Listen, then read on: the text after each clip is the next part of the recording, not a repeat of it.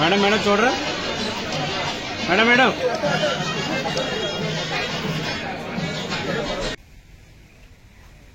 ఆంధ్రప్రదేశ్ సచివాలయము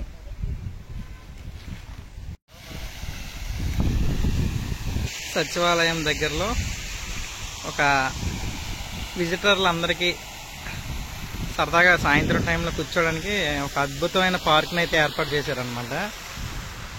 రైతు వారి కుటుంబంతో మన సెల్ఫీ ఆంధ్రప్రదేశ్ సచివాలయంలో అద్భుతంగా ఉంది కదా. రైతు ఎద్దుల బండి సచివాలయంలో ఒక ఇన్విటేషన్ ఫంక్షన్ కి అయితే వచ్చాం. గుండుగొలను గ్రామ వాస్తవ్యులు ఆంధ్రప్రదేశ్ జలవనరుల శాఖ అడిషనల్ సెక్రటరీ అయినటువంటి మామిలపల్లి కాళీ కుమార్ గారి యొక్క పదవి విరమణ కార్యక్రమానికి అయితే మనం వచ్చామన్నమాట. అప్పుడు మనం ప్రజెంట్ ఎక్కడున్నామంటే ఆంధ్రప్రదేశ్ క్యాపిటల్ అయినటువంటి అమరావతి సచివాలయంలో అయితే ఉన్నాం అనమాట. మా గుండుగొలను గ్రామం నుంచి శుభాకాంక్షలు తెలియజేయడానికి గుండుగొలను వాస్తవ్యులు సాయిరామ్ చిన్ని గారు, సూరిబాబు గారు, నాగరాజు గారు, సుబ్బారావు గారు, ఇంకో సుబ్బారావు గారు, మన మాజీ ప్రెసిడెంట్ అయినటువంటి చిట్టి రవి గారు, మేమందరం అయితే కలిసి ఆయనకి శుభాకాంక్షలు అయితే తెలియజేయడానికి అయితే వచ్చామన్నమాట. కార్యక్రమం ఎలా జరుగుతుంది ఏంటని ఈ వీడియోలో అయితే మీకు తెలియజేస్తా ఉంటాను. ఎక్కడ స్కిప్ చేయకుండా వీడియో అనేది చూసేయండి.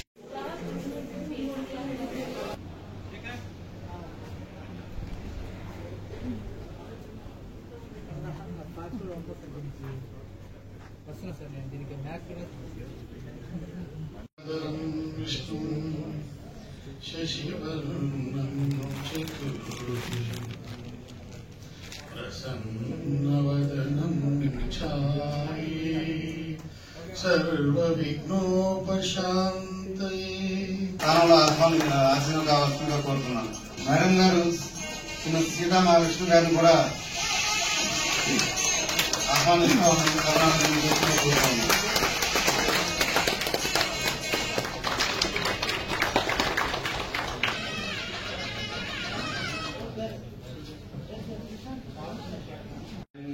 అసలు వ్యతిరేకించే వాళ్ళు కానీ ఆయన చెప్పేవాడు లేకపోతే ఇట్లాంటి వాడు అట్లాంటి అనేవారు ఎవరు ఉండరు. అలాంటి వ్యక్తికి ఈ రోజు మనం సన్మానించుకోవడం అనేది నిజంగా మనందరి యొక్క అదృష్టం. సో సార్ గురించి గుప్తంగా కొన్ని విషయాలు ఆయన యొక్క 1963 మార్చి 30వ తారీఖున జి సీతారామచంద్రరావు హైమావతి దంపతులకు 5వ సంతానంగా గుండుగొలను గ్రామం భీమడోలు మండలం పశ్చిమ గోదావరి జిల్లా అంటే ప్రస్తుతం ఏలూరు జిల్లాలో జన్మించడం జరిగింది. ఆయన విద్యాభ్యాసం అంతా కూడా 1వ క్లాస్ నుంచి 10వ క్లాస్ వరకు గుండుగొలను సొంత ఊర్లోనే తీసుకున్నారు. ఆ తర్వాత ఇంటర్, డిగ్రీ, లా అంతా కూడా సిఆర్ రెడ్డి కాలేజీ ఏలూరులో చదువుకోవడం జరిగింది. సార్ ఒక పక్క చదువులో అత్యుత్తమ ప్రతిభను కనబరుస్తూనే అలాగే కో కరికులర్ యాక్టివిటీస్ లోను కబడ్డీ, స్విమ్మింగ్, రన్నింగ్ ఇలా వాటన్నింటిలో గొప్ప ప్రతిభను కనబర్చారు. మంచి గొప్ప ఆటగాడిగా కూడా అప్పట్లో బాగా పేరు సంపాదించారు. వారి పిల్లలు సార్ రామ హేమంత్, అలాగే అమ్మాయి సాయి నిహారిక. రామ హేమంత్ ఏమో కమర్షియల్ ట్యాక్సెస్ డిపార్ట్మెంట్ లో పనిచేస్తూ ఉన్నారు. సార్ ప్రొఫెషనల్ కెరీర్ గురించి మనం మాట్లాడుకుంటే సార్ ఏఎఫ్ఓగా సెక్రటరియట్ లో 1988 టీఆర్ఎంబీ డిపార్ట్మెంట్ లో జాయిన్ అవ్వడం జరిగింది. అక్కడ నుంచి అగ్రికల్చర్ డిపార్ట్మెంట్ లోను 2002 దాకా పనిచేశారు. ఆ తర్వాత ఎస్ఓగా హోమ్ డిపార్ట్మెంట్ లో 7/5/2002 నుంచి 2028/1/2009 దాకా పనిచేశారు. ఆ తర్వాత అసిస్టెంట్ సెక్రటరీగా యానిమల్ హస్బెండరీ డిపార్ట్మెంట్ లో 2009 సంవత్సరం నుంచి 2012 సంవత్సరం ఆగస్టు దాకా పనిచేశారు. ఆ తర్వాత డిప్యూటీ సెక్రటరీగా రాజ్భవన్ గవర్నర్ గారి దగ్గర డిఎస్ గా పనిచేశారు, నరసింహన్ గారి దగ్గర. సో ఆ పీరియడ్ లో గవర్నర్ పాలన కూడా ఉండటం, ఆ సమయంలో సార్ యొక్క సర్వీసెస్ వెలకట్లేదు మనందరికీ కూడా ఆర్పు చాలా బాగా తెలిసింది. సో అదొక స్పెషల్ పీరియడ్. తర్వాత జాయింట్ సెక్రటరీగా పంచాయతీరాజ్ డిపార్ట్మెంట్ లో 1/9/2016 నుంచి 15/7/2019 దాకా పనిచేశారు. ఆ తర్వాత అడిషనల్ సెక్రటరీగా వాటర్ రిసోర్స్ డిపార్ట్మెంట్ లో 15/7/2019 నుంచి 16/10/2024 దాకా పనిచేశారు. ఆ తర్వాత జిఏలో 17/10/2024 రీసెంట్ గా అక్కడి నుంచి 31/3 రిటైర్మెంట్ వరకు కూడా జిఐడి డిపార్ట్మెంట్ లో పనిచేయడం జరిగింది. దాదాపు మొత్తం టోటల్ 36 సంవత్సరాల 8 నెలల 24 రోజులు.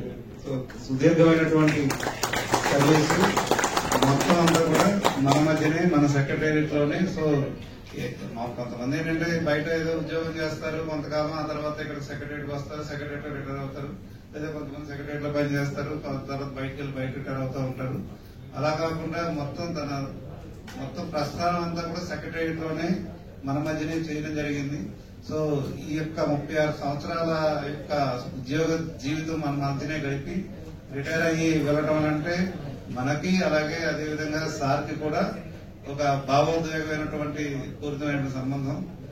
లైఫ్, ఈ పదవి విరమణ అనంతరం లైఫ్ అనేది ఆయన అలాగూ మంచి ఫిజికల్ ఫిట్నెస్ విషయంలో కానీ, అలాగే ఈ స్పోర్ట్స్ పట్ల ఆయనకున్నటువంటి 16 ఏళ్ల కుర్రాడిలాగానే ఇంకా ఉత్సాహంగా ఉంటారు. సో అదే ఉత్సాహాన్ని కొనసాగించి ఆరోగ్యం అంతా కూడా ప్రసాదించాలని చెప్పని ఈ వెంకటేశ్వర స్వామిని కోరుతూ నేను ముగిస్తున్నాను. ఎవరికి కూడా ఇంతవరకు ఎన్ని డిపార్ట్మెంట్స్ వర్క్ చేశారు, agriculture department, home department, Raj Bhavan, all the best ఉన్న నీ పదవి విరమణాంతర జీవితం చక్కగా కొనసాగాలని ప్రార్థిస్తున్నాను. థ్యాంక్ యూ అండి. అన్న అని గట్టిగా చెప్పడానికి కాళీకుమార్ గారు నాకు ఎంత ధైర్యం భరోసా ఇచ్చారో అని చెప్పడానికి, ఈ సెక్రటరీ అడుగు పెట్టడానికి కూడా ఆయనే చాలా నాకు మోరల్ సపోర్టు. రాష్ట్రంలో చాలా మంది అధికారులని చాలా మంది నేను చూసుంటాను. ఐఏఎస్ వాళ్ళని కానీ, ఐపీఎస్ వాళ్ళని కానీ చాలా రకాలుగా చూసుకుంటాను. టీచర్స్ యూనియన్ లీడర్గా భయపెట్టే వాళ్ళు ఉంటారు, కళ్ళతో భయపెట్టే వాళ్ళు ఉంటారు, వేరే రకంగా కూడా పేపర్ మీద కూడా భయపెట్టే వాళ్ళు ఉంటారు. కానీ ఈయన చూస్తే అసలు నవ్వటానికి మధ్యలో ఇంకో దానికి ఈయనే సాక్షికారం. ఎందుకంటే అంత మంచి వ్యక్తి. ఆ వాతావరణం ఆయన దగ్గర కూర్చుంటే ఆ వాతావరణం ఒక చెలొక్తు ఉంటది, ఒక నవ్వు ఉంటది, ఖచ్చితంగా ఒక ఇంటి ఉంటది. ఆయనలో ఈ 3 ఆ పాశ్యాలను చూసిన వ్యక్తిని నేను గబగబా ఏదైనా చెప్పడానికి వెళ్ళానుకో, ఆగురా కృష్ణ అంటాడు. కామ్గా ఉన్నానుకో, ఏం డల్గా ఉన్నావు, ఇటు చేస్తే బాగుంటుంది కదా, అటు చేస్తే బాగుంటుంది అంటే ఆయన మల్టీ టాస్క్ మనిషి అని చెప్పడంలో 100% కరెక్ట్. నేను బయట మంత్రులు కూడా చూస్తాను కాబట్టి సెక్రటేరియట్ లో రకరకాల ఉన్నా కూడా ఆ అన్న లేకపోవడం అనేది రేపటి నుంచి మాకు మున్సిపల్ టీచర్స్ సంబంధం కానీ, టీచర్ అసోసియేషన్ సంబంధించి కానీ చాలా సలహాలు ఇచ్చారు. ఒక టైంలో నేను భయపడిపోయి చాలా వెక్స్ అయిపోతానంటే ఏం కాదు, మెలకంటే ప్రశాంతంగా నీ పని నువ్వు చేసుకుంటూ పోయి ప్రశాంతంగా అవుద్ది, ఈ కార్యక్రమం అవుద్ది, నీకు విజయం చేకూర్చుందని చెప్పి మొట్టమొదటి వ్యక్తి మా కాళీకుమార్ అన్న గారు. ఎంతటి భయపడిన రోజు కూడా కాళీకుమార్ అన్న గారికి ఫోన్ చేస్తే ఏం కాదు, నువ్వు చేయి, నీ పని చేసుకుంటూ పోతా ఉండు, నీకు మంచి జరిగిందని చెప్పి. అలాంటి అన్నగారు ఇవాళ మా మున్సిపల్ టీచర్స్ కానీ, రాష్ట్రంలో టీచర్స్ అసోసియేషన్ సంబంధించి ధైర్యంగా చెప్పడానికి, ధైర్యంగా అసెంబ్లీలో మన ఇక్కడికి రావడానికి కూడా ఆయన కారణం అని చెప్పడానికి నేను మనస వాచ కర్మగా మా టీచర్ల పక్షాన, అందరి పక్షాన ఆ కుటుంబాన్ని, పుత్ర పౌత్ర మొత్తం అందరూ కూడా ఆ వంశంలో ఎంతమంది ఉన్నారో అంతమందికి కూడా మంచి ఆరోగ్య ఐశ్వర్యాలు కలగాలని. నిజంగా సారు పేరుకు ఖచ్చితంగా 100% న్యాయం చేసేటువంటి మహానుభావుడు కాళీకుమార్ సార్. ఇక్కడికి చాలా మంది సార్ ఒక సంఘటిత శక్తి, జనరల్గా సినిమాలో డైలాగ్స్ అంటారు ఆయన వ్యక్తి కాదు శక్తి అని చెప్పేసి.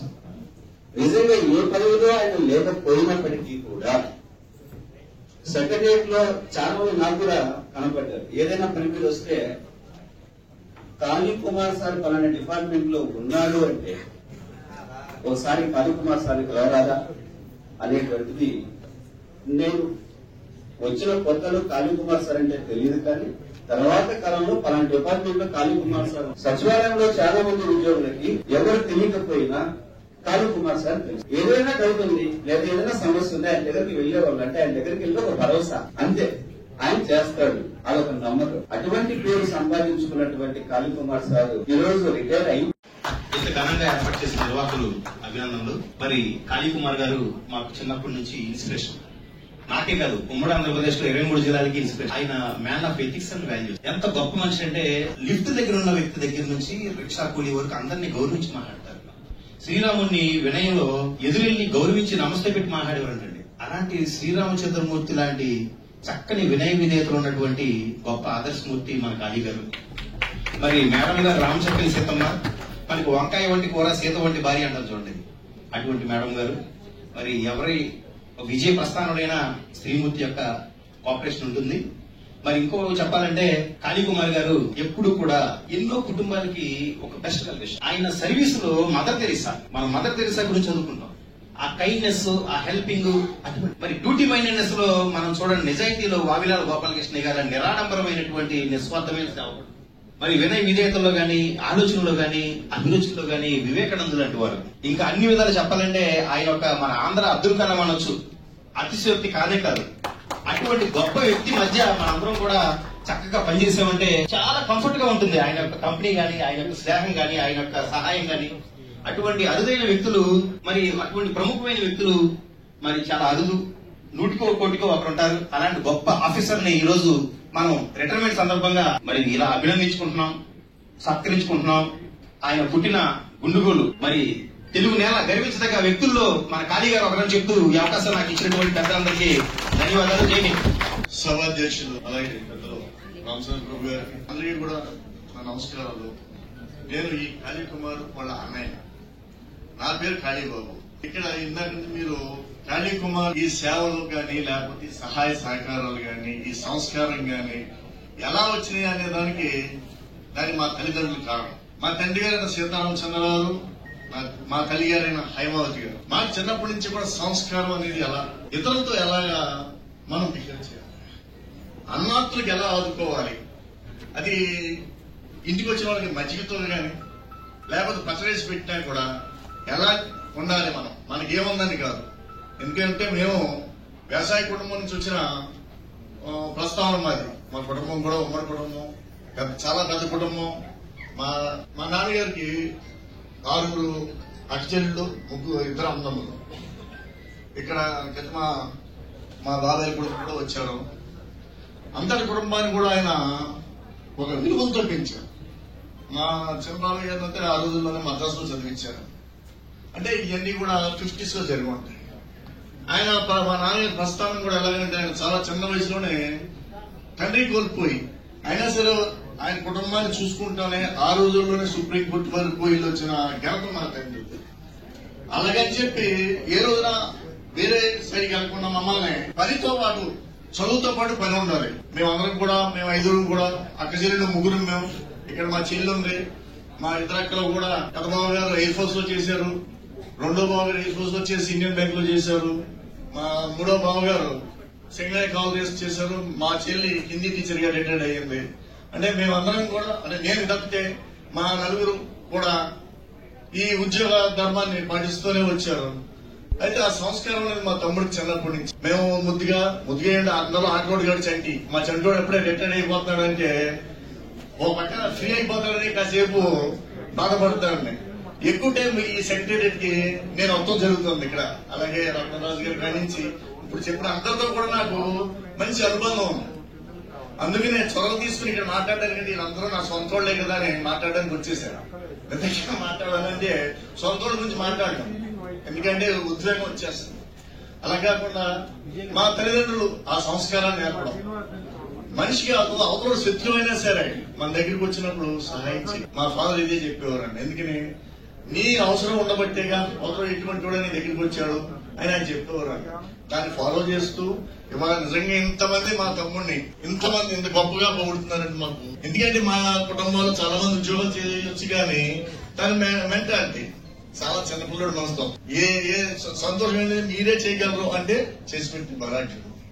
ఆ విధమైన ప్రస్తావించి రాబట్టి ఇవాళ ఆ ఉద్యోగానికి అతను ఇంతమందితో, అలాగే గుండు నుంచి కూడా చాలా మంది వచ్చారండి. మాకు ఇక్కడికి వచ్చిన పెద్ద కుటుంబాలు మేము వచ్చినా, అలాగే ఉద్యోగం కూడా మేము ఇద్దరం కూడా పని చేసుకుంటానే ఆడపిల్లలతో సహా అన్ని పనులు వచ్చి ఉండాలి.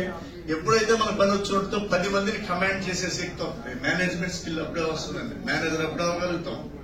మన పని రాకుండా ఎక్కడ పని చెప్పలేం కదా.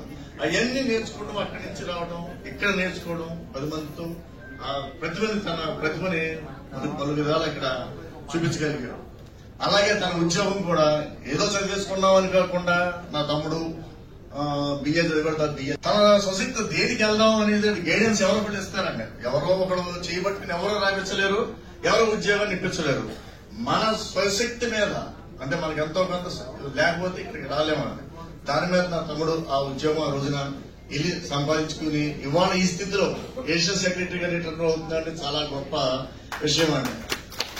ఇది సంపాదించవచ్చు వాళ్ళ ఎన్ని డిపార్ట్మెంట్. ఇంకో గొప్ప విషయం ఏంటంటే నేను పొలిటికల్ గా తిరగడం వల్ల ఏదైనా డిపార్ట్మెంట్ లో ఏల్చుకుందామా ఏమన్నా బాగుంటుందంటే ఎవరు ఏ డిపార్ట్మెంట్ అన్నేస్తారు అందులో కానీ ఎటువంటి ఫైర్ అవిలి చేయడానికి వీలేదని నా తమ్ముడు ఆ రోజు చెప్పాడు, చివరి వరకు కూడా చెప్పడం జరిగింది. ఎందుకంటే ఒక నిబద్ధత, మనం ఇలాగే మన ఉద్యోగానికి ఇవ్వాలి, అలాగే వాల్యూ ఇవ్వాలి, మన జీతం దీంతోనే మనం ఉండాలి.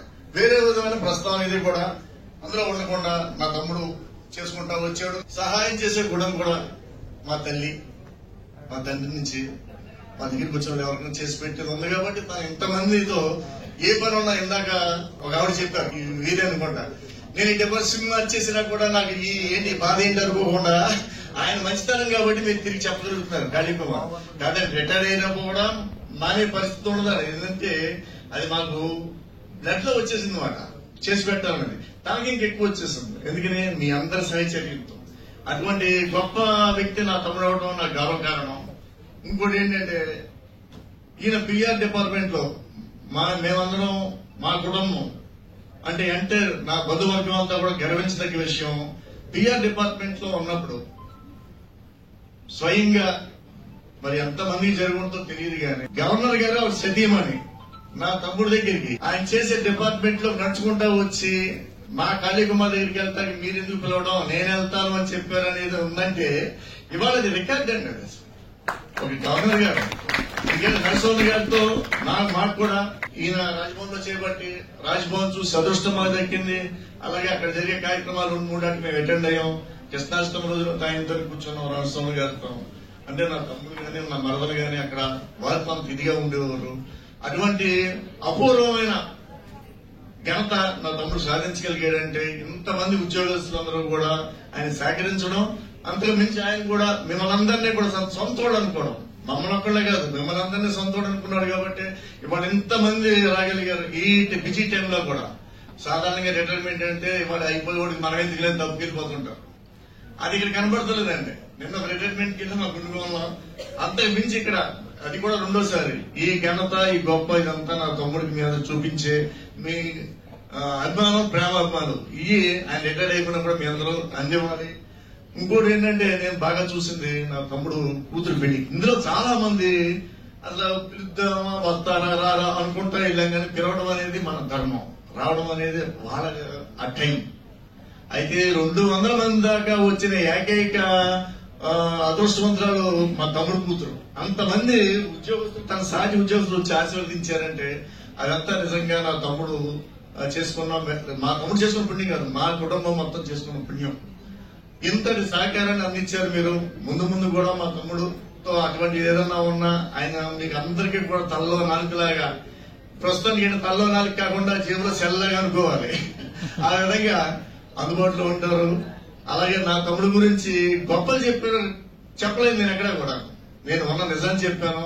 అందుకని ఏదైనా మాట్లాడినా అనిదా భావించకుండా ఇంతసేపు నేను చెప్పింది నేను నా తమ్ముడిని ఆశీర్వదించమని కోరుతూ మీ అందరికీ కూడా మీ అందరికన్నా పెద్దవాడినే, అందుకనే మీ అందరికీ ఆశీస్సులు తెలియజేస్తూ శుభాకాంక్షలు తెలియజేస్తూ నేను ఇంతకు సెలవు తీసుకుంటా. జయ హింద్. ఆంధ్రప్రదేశ్ రాష్ట్రానికి మొత్తానికి ఎన్ని డిపార్ట్మెంట్లు ఉన్నాయి? గుండెకాయ గుండెకాయనా మీరంతా మా గుండెకాయ. సో ఈ గుండెకాయలో పనిచేసి ఇంతమంది అభిమానాన్ని చూరగొని అడిషనల్ సెక్రటరీగా రిటైర్ అవుతున్నటువంటి మా కుమార్ గారు నాకు బాగా అభిమానం అయినట్టే. వాళ్ళ అమ్మాయి పెళ్లి కూడా వెళ్ళాం మచిలీపట్నం. వారికి వారి సతీమణికి ఇద్దరికి కూడా నా శుభాకాంక్షలు తెలియజేస్తూ చాలా సెక్రటేరియట్ లో కానీ ఎక్కడైనా ఉద్యోగం చేయటం వల్ల ఆయన నాలెడ్జ్ గాని సమాజానికి ఇవ్వగలిగినంత నాలెడ్జ్ సంపాదించారు. నేను కూడా అనుకున్నా ఆయన అంటుంటే నేను పెట్టబోయే స్కూల్ కో స్కిల్ డెవలప్మెంట్ సెంటర్ కో కాళీకుమార్ గారు లాంటి వాళ్ళు ఉంటే దాన్ని ఎంతో అభివృద్ధిలోకి తీసుకురావచ్చు అని ఒక మంచి ఆలోచన నా మనసులో కూడా వచ్చింది. మామిళ్లపల్లి కాళీకుమార్ గారు మా సోదరి ఇద్దరికి సీతా మహాలక్ష్మి గారికి ఇద్దరికి రిటైర్మెంట్ శుభాకాంక్షలు తెలియజేస్తూ, మరి రిటైర్మెంట్ అనగానే మా తెలంగాణలో నేను 58 సంవత్సరాలకి రిటైర్ అయ్యాను. రిటైర్ అయ్యి కూడా 7 years అవుతుంది. అయితే ఈ రోజున ఈ కార్యక్రమానికి తప్పనిసరిగా రావాలి అనేటువంటి ఆలోచనతో నేను ఇక్కడికి రావడం జరిగింది. మా శిష్యుడు ఇక్కడ మోహన్ రావు గారు డైరెక్టర్ గా సెక్రటరీగా ఉన్నారు జిఐడి డిపార్ట్మెంట్ కి. ఈ సందర్భంగా ఇక్కడ మా బావగారు మా చెల్లెల్ని ఒకసారి షష్ఠి పూర్తి మహోత్సవ కార్యక్రమాన్ని నిర్వహిస్తున్నాను. ఎదురు నిలబడి దండలు మార్చుకోవాల్సిందిగా మిమ్మల్ని ఆహ్వానిస్తున్నాను. అందరూ కూడా కరతాళ ధ్వనులతోటి వీటిని అభినందించవలసిందిగా కోరుతున్నాను. ఎందుకంటే నిరంతరం కూడా సర్వీస్ లో ఉన్నారు. ప్రతి క్షణం కూడా కష్టపడుతూనే ఉంటారు. నేను చూశాను. ఆ సర్వీస్ లో కూడా సెలవు తీసుకున్నప్పుడు కూడాను ఇంటి దగ్గర నుండి రోజు ఫోన్లు చేస్తూ ఫైల్స్ పెడుతూ ఇవన్నీ చేయడం కూడా ఆన్లైన్ లోనే ఫైల్ పెడుతూ ఉంటారు. అవన్నీ కూడా నేను విన్నాను, చూశాను. కాబట్టి తప్పనిసరిగా రావాలి అనే ఆలోచనతో ఇక్కడికి రావడం జరిగింది. మీ అందరికీ ఈ అవకాశం ఇచ్చినందుకు మీ అందరికి కూడా ధన్యవాదాలు తెలియజేస్తూ, ఏపీ సెక్రటేరియట్ ని మొట్టమొదటిగా చూడడానికి అవకాశం కల్పించినటువంటి మీ అందరికి కూడా ధన్యవాదాలు తెలియజేస్తూ సెలవు తీసుకుంటున్నాను. Thank you. వచ్చాక నేను చాలా సంతోషపడ్డాను. మా అన్నయ్య గురించి ఇంత గొప్ప గొప్ప విషయాలు చెప్తున్నాడే. మేమందరం ఆయన్ని చూడలేకపోయినా వింటే చాలా హ్యాపీ అనిపి. ఒక వ్యక్తి ఇంతమంది మనసుల్ని రంజింపజేసి ఇంత గొప్ప రిటైర్మెంట్ ఫంక్షన్ చేసుకోగలుగుతున్నారంటే మా కుటుంబ సభ్యులకి అందరికీ ఇది చాలా గర్వకారణం. ఆయన ఒక చెరగని ముద్ర వేశారు సెక్రటేరియట్ లో. అందరూ ఆయన గురించి చాలా గొప్ప గొప్ప విషయాలు చెప్పారు, కానీ నేను కొన్ని సెపరేట్ విషయాలు చెప్పదలుచు. ఆయనతో మాకు వచ్చిన సమస్య ఏంటంటే, ఆయన బోలో శంకరుడు లాంటి వాడు. ఎవరికైనా ఆలోచించుకుంటే వరం ఇచ్చేస్తాడు. ఆ వరం ఇచ్చాక ఆ వరం తీరుతుందా లేదా అనేది మాకు పెద్ద సమస్య అయిపోతుంది. ఇప్పుడు ఎవరికన్నా ఆరోగ్యం బాగాలేదనుకోండి, ఎమ్మటే నాకు ఫోన్ చేసి దీనికి ట్రీట్మెంట్ ఏంటి అంటారు. నేను ఒక పీడియాట్రిక్ సర్జన్. నేను చిన్న పిల్లల గురించి చెప్పగలను, కానీ పెద్దవాళ్ళ గురించి సమస్యలు ఎక్కడ చెప్పగలను. అయినా కూడా నా సలహా తీసుకుని వాళ్ళకి ఏం చేస్తే బాగుంటుంది, ఎట్లా చేస్తే బాగుంటుంది అని నేను వాళ్ళకి చెప్పేశాను. ట్రీట్మెంట్ జరిగిపోతే మా తమ్ముడు చెప్తాడు, మా తమ్ముడు అన్ని చూసుకుంటాడు. అట్లా చాలా మందికి వరాలు ఇచ్చి ఆయన చేయలేకపోతే ఆయన బాధపడేవాడు, కానీ బయట వాళ్ళకి ఎప్పుడూ నో అనేవాడు కాదు. సో ఇటువంటి మంచి గుణం ఉన్న వ్యక్తి మా కాళీ అన్నయ్య. ప్రతి మనిషికి what they say is behind a successful man there is always a woman. So ఇంత గొప్ప విషయం, ఇంత గొప్ప కారణం మా అన్నయ్యకి వస్తానికి మా వదిన గారు ఎంతో తోడ్పడతారు. మా వదిన గారి పేరు సీతామహాలక్ష్మి. సీతామహాలక్ష్మి అని ఎందుకు పెట్టారో ఆ రోజున నాకు అర్థం కాలేదు, కానీ గత 10 ఏళ్లుగా ఆయనకి దూరంగా ఉంటూ అరణ్యవాసం చేసింది.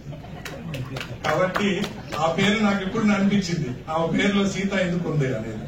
కాబట్టి ఆవిడ కూడా ఆయనతో కోఆపరేట్ చేస్తూ సంసార జీవితాన్ని ఒక్కటే ఆయన లేకపోయినా పిల్లల్ని చదివించుకుంటూ మంచి పొజిషన్ లోకి తీసుకొచ్చిన ఆవిడికి మేమందరం కుటుంబ సభ్యులు చాలా రుణపడి ఉన్నాము.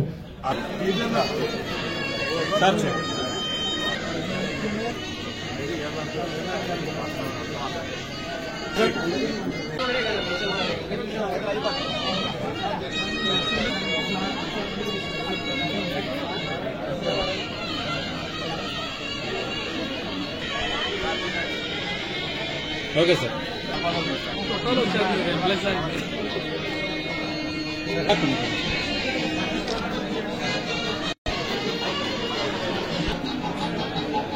రింగ్ అవుతుంది. ఓకే, అవి కాల్చి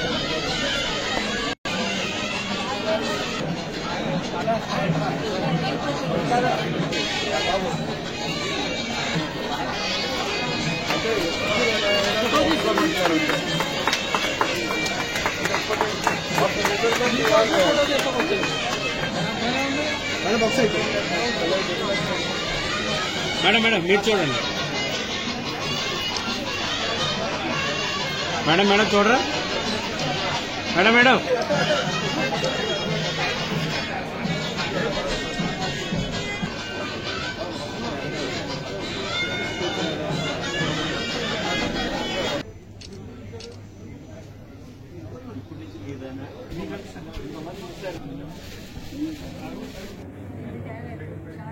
సూర్యకుమార్ గారు నువ్వు వస్తుందే గొప్ప.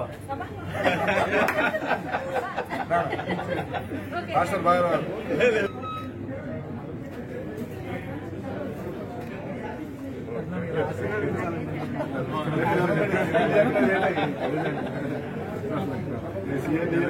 కార్యాలయం పెట్టారు.